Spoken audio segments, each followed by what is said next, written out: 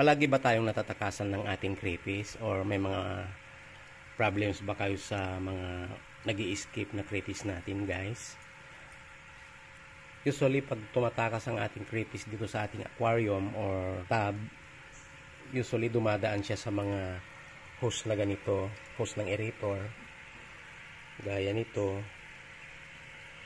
Diyan sila umaakyat para tumakas, or dito rin sa electric cable ng ating water filter. Usually diyan sila umaakyat yung mga creepies natin para tumakas. I-share ko lang ito, guys, itong na-develop ko na DIY. Napakamura nitong DIY na ito. Madaling gawin.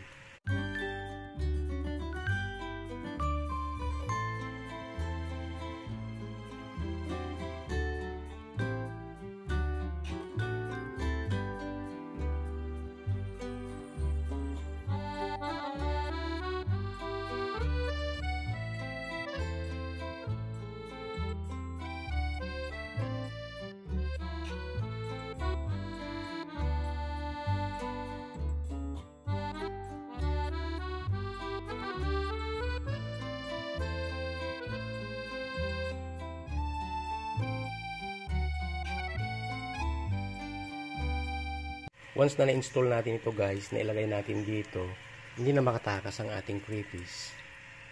Gaya nito, guys, ilalagay ko na ito, hindi na siya makatakas once na nandyan na. Aakyat man siya, hanggang dyan na lang siya.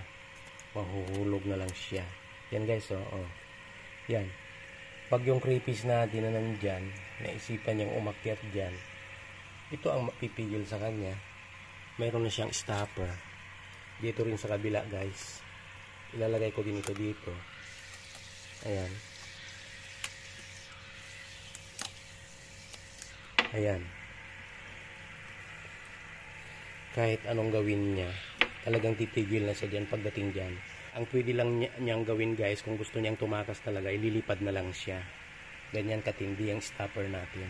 Lalagyan din natin itong electric cable ng ating filter para sigurado na wala silang pag-akyatan o paglusutan. Ayan, nakalagay na itong stopper niya.